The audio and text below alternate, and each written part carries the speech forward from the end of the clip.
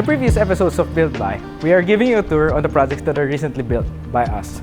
My name is Ka, and on today's episode, we will feature a project that is a modern Oasis private residence. Let's go!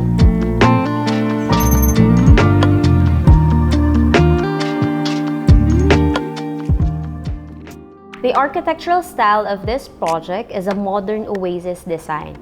It is a contemporary interpretation of luxury and comfort that often features a combination of natural and inorganic materials, clean lines, and natural light.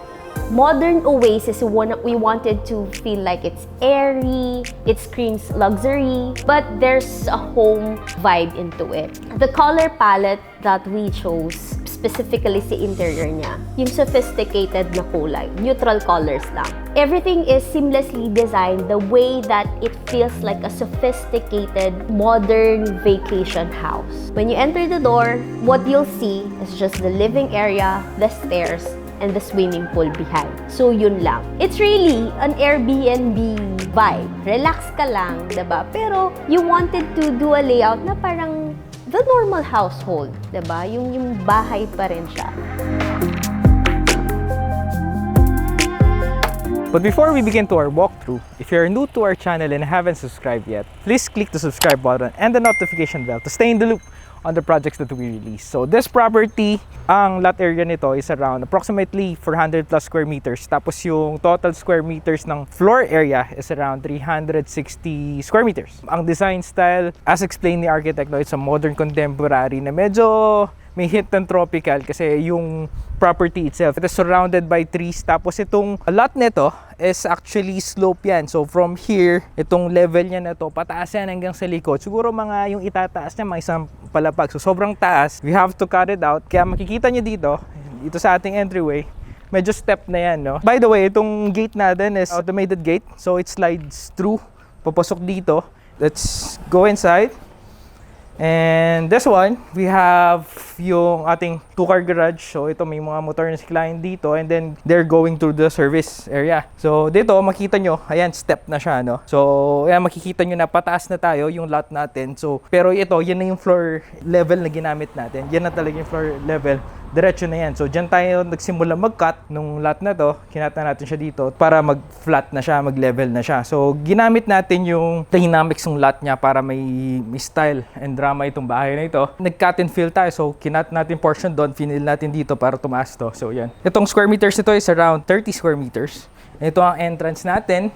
And dito ginamitan natin ng fluted na pang outdoor na naging cabinet din natin for utilities, storage. And also doon, may gumawa din tayo ng kulungan niya for the garbage, no, para hindi masagwan tignan. And also doon, meter base natin and for the solar, no, kasi itong bahay na to is powered by solar. So ito yung ating main door, around 1.2 and 2.4 ang height niya. So this is solid mahogany wood na ginamit natin. So naglagay lang tayo ng black na handle and syempre smart lock system. So ito, nakikita yung may facial recognition and this is from Canson Home. Let's go. So dito naman tayo sa loob.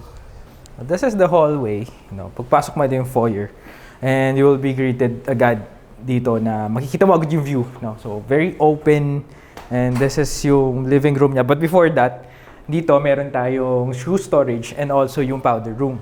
So napaka-spacious ng shoe storage nito, lalo na they're big family, so they can place yung mga shoes nila and or lahat ng mga gusto nating itago yung clutter, and also ito yung papasok sa ating powder room. Bali, powder room lang talaga siya. Walang shower, pero meron lang talagang enough space dito, to change and all. Tapos, ito yung sink natin. So, custom to ginawa natin sa ilalim. Ito yung round basin, Tapos, dinesign to ni architect na ginawa natin ng base. May storage din to sa loob. Nabubuksan din siya. And also, itong mga faucet, gumamit tayo ng tall faucet dito. Tapos, dito meron tayong ledge na ginawa natin na nilagyan natin strip light na uplight, and ginamitan natin ng tile dito. Textured siya. Kahit na powder room lang. Lalo na to kasi bisita yung mostly na pumupunta dito. So, it creates an impression, di ba? By the way, yung area nun, kaya medyo maluwag-luwag, it's around 8 square meters. Ito kasi buo na to, dinesign natin. Secret door siya, na ginamitan natin ng fluted. Ito, buo na to, dinesign na ni architect noon. Kinlad natin lahat to. And ito, meron kasi siyang sliding door. And when you open this one, it leads to the entertainment room and game room ng family. So, it's really nice. Napaka-cozy dito. Nakita nyo naman, mga consoles nila. Yan, linagyan natin ng module dito. Buo to ginawa natin. Linagyan din natin ng uplight, no, to create the effect. And also dito, kinlading natin to ng black laminated board, no? And this one, gumamit tayo ng fused stone. Darker yung tone niya compared dun sa iba nating ginamit. And yun, gumamit sila dito ng mga lazy chairs. Ang kagandahan kasi nito, pag may bisita ka, gusto mong buksan lang lahat to, no, open to dito sa ating living area. So itong area nito is around 15 square meters and this one is around 22 square meters. Mas nagke-create siya ng mas malaking space, no? So pag binuksan ng todo. Pero if you want it to be private, you can just close it down. Bali dito, sunken siya, no? Kasi nga pinaglalaruan natin yung dynamics ng lot niya. So kasi itong portion na to, banda dito, nag-fill na tayo eh. Nag-cut tayo ng lote doon. And then dito, nag-fill tayo para umangat to. So, yung pinaglaruan natin. So, ito, portion na ito, ginawa rin sunken siya, no? Para mas cozy siya tignan. And then, linagyan natin ng glass dito. Dinesign ng architect na glass to para as if naghahalo yung loob and outdoor. And ganun din dito. So, kaya floating tong stairs na to. As you can see, floating tong stairs na to. Through and through siya dito. And this one. So, tapos yung landing niya, nandun na siya sa labas. So may effect siya na indoor-outdoor, no? Kaya full glass ito, seamless. Parang nandun yung indoor and outdoor experience mo, no? And balik naman tayo dito sa ating cladding, no?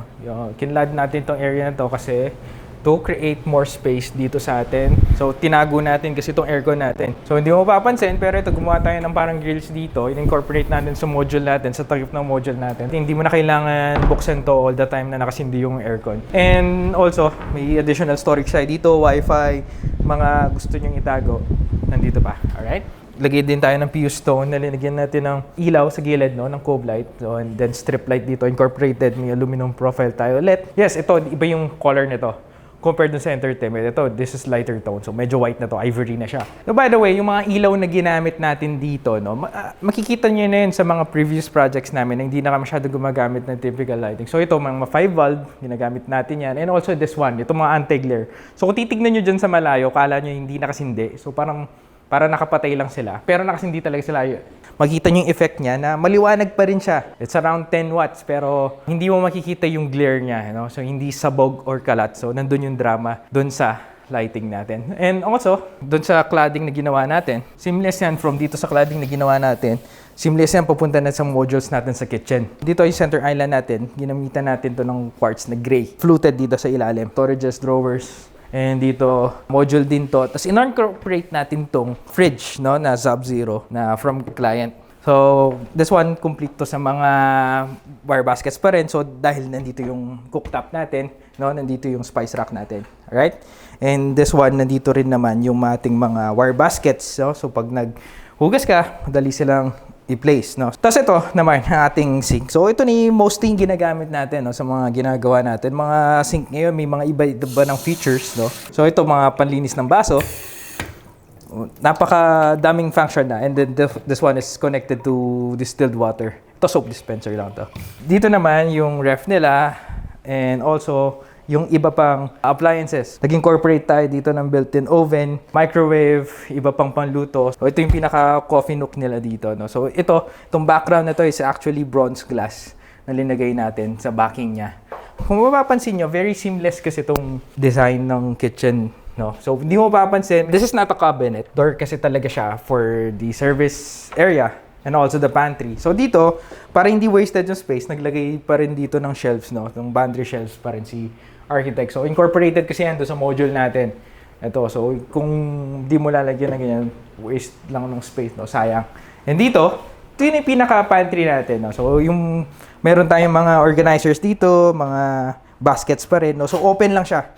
Open lang para mas madaling makuha and makita lahat, no, para mas madaling organize. So meron ulit sila dito na secondary ref nila and also may mga cabinets pa rin tayo dito, no. Dito naman yung mga nakasara na para sa utilities, panlinis. So meron din tayong counter dito, ginamitan pa rin natin ng quartz. Ganun din yung sink na ginamit dito, no. So yung bago pa rin. So ito nga meron pa tong temperature ng water. So ganun din, panlinis ng baso. So itong door na to is leading to the service area. Dito meron pa ring sink dito, no. So this one is the one leading to garage. No, kung may dala ka, you can go straight right here. And also, pag may tatapon ka from the kitchen, di ka nadadaan doon, dito lang palabas. And also, this one is leading to the pool. Kaya functional pa rin to, no? May sink tayo dito, may sink dun sa service area. So, balik tayo dito sa loob.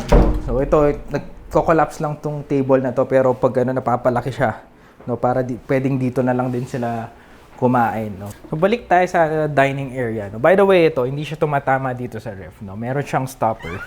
Lalo na napakaganda ng ref nila. Ito yung kinakatok eh. No? You can see what's inside. Yung service area natin is around 13 square meters. At ito naman is around 20 square meters. So this is again the dining area. This is around 30 square meters. And yon is ang ating swimming pool and gazebo, no, palabas doon. So, ang kagandahan nito, pagpasok mo pa lang dito sa main door, makikita mo na agad itong pool. Almost floor to ceiling siya. Yan ang ginamit nating frames yan is yung mga high-end na profile. So, bago tayo lumabas, akyat muna tayo. And this is the floating stairs. True and true. So, salamin siya dito. Frameless siya. Kaya mas open siyang tignan, no? Mas kitang-kita mo yung labas. And also, yung glass naman sa ilalim is dito siya. So, pag nandito ka, kaya agad kita mo yung labas. Outdoor na siya agad. So, hindi siya wasted space. At least dyan, makakapag-plant ka talaga na hindi tulad ng pag nasa low siya. Kailangan mo pang gumamit ng mga indoor plants. And yun, dito, makita nyo, mas malaki landing dito, no? Kasi meron siyang open space pa dito. So, true and true, yung ating stairs kasi floating yung style niya.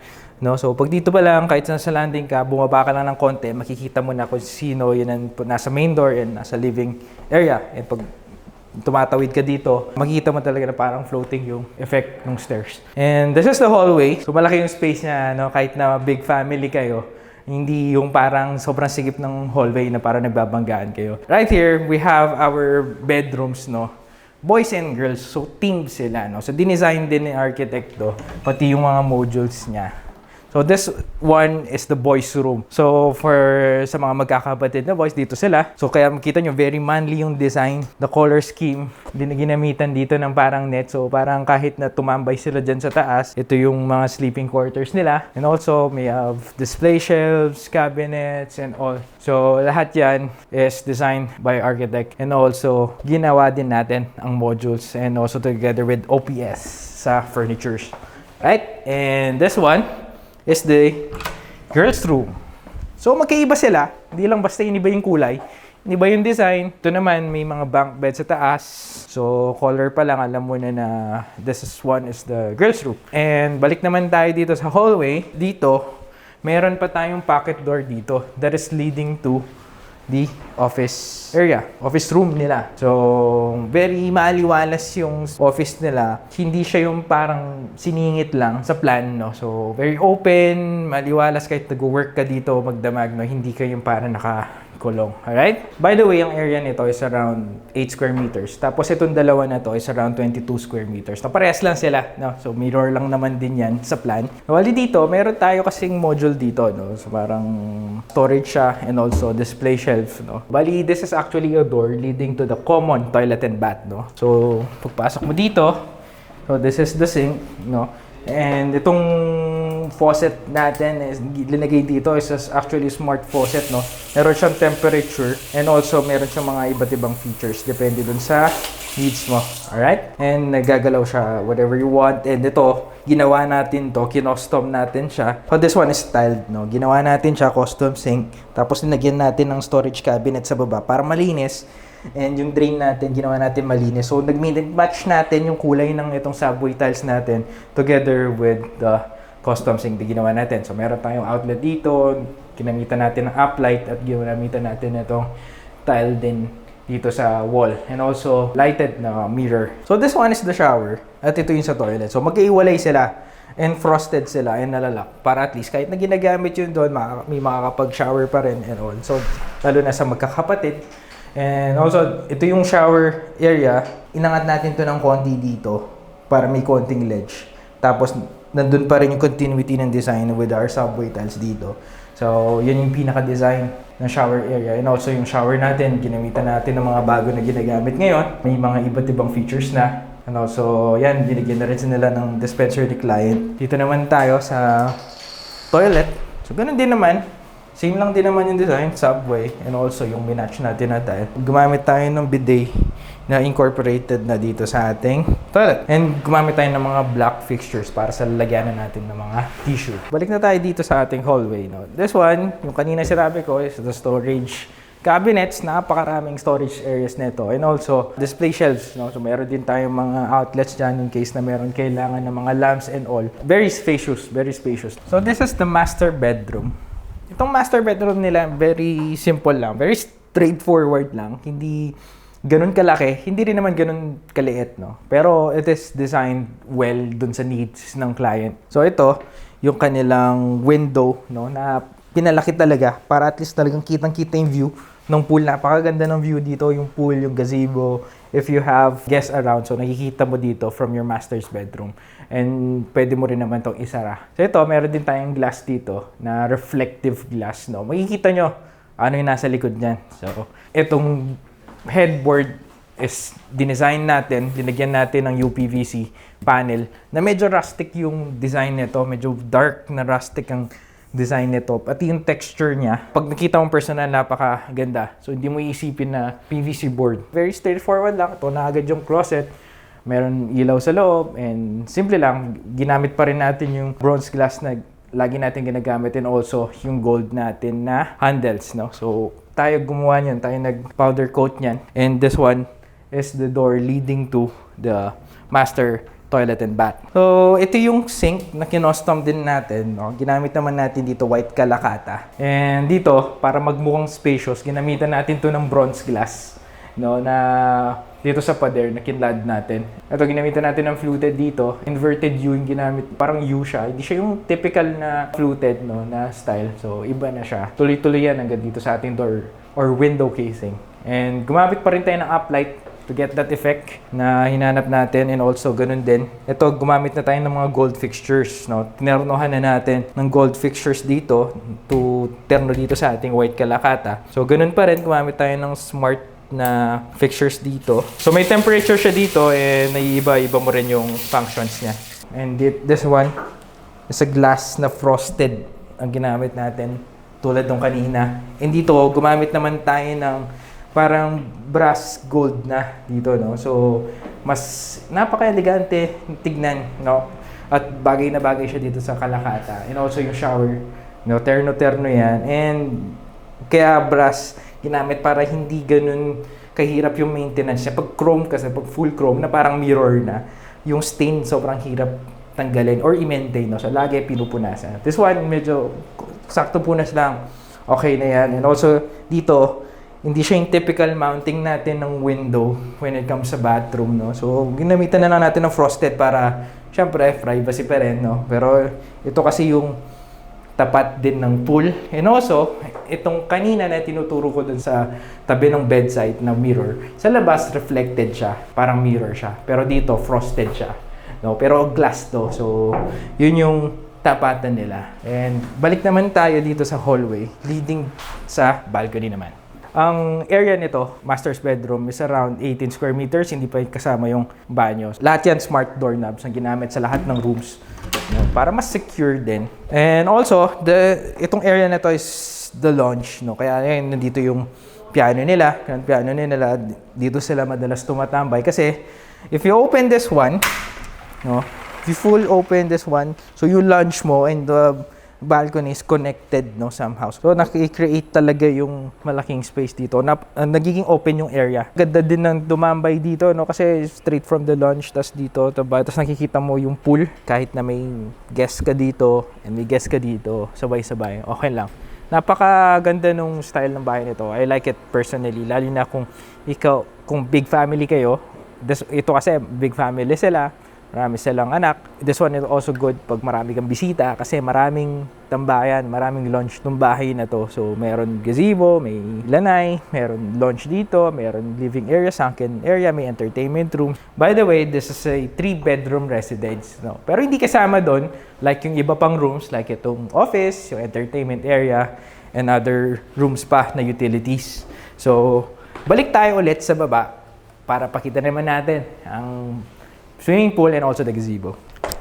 So, labas naman tayo sa outdoor area nila. So ito, fully open to. No? Ito yung sinasabi ko kanina na high-end na profile ng frames na ginamit natin. Kaya na-incorporate natin itong smart lock dito sa labas. No? Ito, very solid siya. And pag in-open mo kasi to, true and true, no? Ang laki. So from the dining area, mau-open siya dito sa lanai area, no? Sa outdoor space nila. So this is the pool and the deck, no?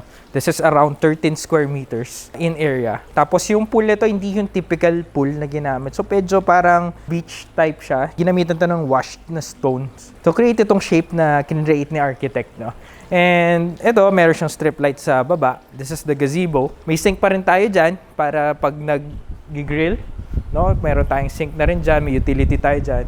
And this one, itong likod nito, meron yung door sa labas. Utility area yan. So ito mga to, this one is the shower area and the toilet. And ito, storage area. Ito naman, utility area din. Nandito yung pump room. No? So pump room para dito sa ating water feature and also the pool. Meron tayong daanan din dito leading to the service area. Yung sinasabi ko kanina. So likod na itong water feature natin. Meron tayong sunken dito na place. No? So pwedeng tumambay lang dito.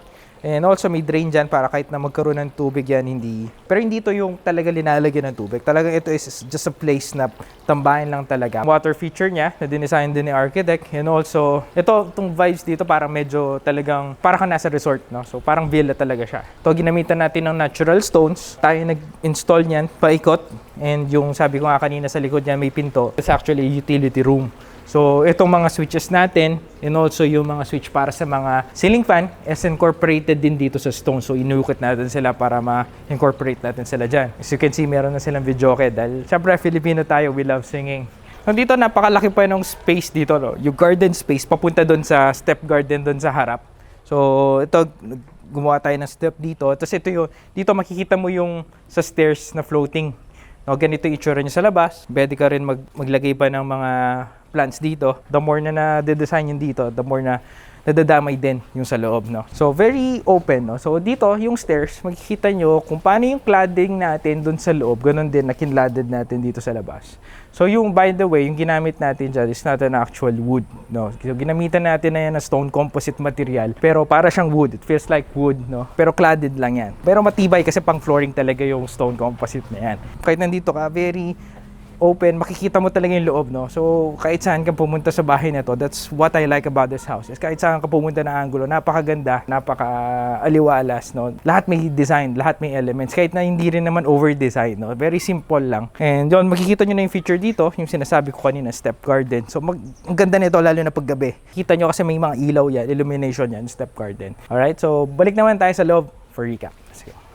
And for a quick recap, no, itong bahay na to, the property, the lot size is approximately around 400 plus square meters. And ang total floor area nito is around 360 plus square meters. So it has a 2-car garage, entertainment, powder room, dining area, living area, formal kitchen, service kitchen. Meron pa tayo service kitchen pa sa labas. Our outdoor area, gazebo, pool. Meron tayong mga banyo din sa labas, utility space. And also, sa taas, meron tayong boys and girls room. We have also our office. Meron din tayong common toilet and bath sa taas. Meron din tayong master's bedroom, lounge, and balcony. And for the total cost of this project, it is around 18 million. Wala pa doon yung mga interior upgrades natin and also yung mga automations. Automation ng gate and also the solar ng bahay nito. And para sa price range natin per square meters, we're starting at around 40,000 per square meters para sa ating deluxe finish. So, yung deluxe finish is above standard, no? 45,000 to 50,000 para sa ating elegant finish. For the luxury, 50,000 above. Depende na yon kung gaano ka luxury or iconic yung gustong pagawa ni client. And also, I wanna give a shout out sa mga nakatrabaho natin dito na suppliers. OPS for the furnitures, Wintercool for the aircon system, no? And Filergy para sa solar panels and solar system na ginamit dito sa bahay nito. So, if you want to build with us, work with us, you can connect through our socials. And also, if you want to reach out to GK Architects na nag-design ng bahay na ito, you can reach out through their social as well. And if you want to watch the full in-depth video of this project with GK Architects, you can also check them in this channel. So, once again, I'm Kyle. Thank you for staying with me throughout the entire video. Matagal po kaming walang upload kasi tinatapos namin itong mga maraming projects. So, kaya marami kaming lineup na uploads until second quarter of next year. So, advance Merry Christmas and Happy New Year. And again, thank you for staying with me throughout this video. And to the next one.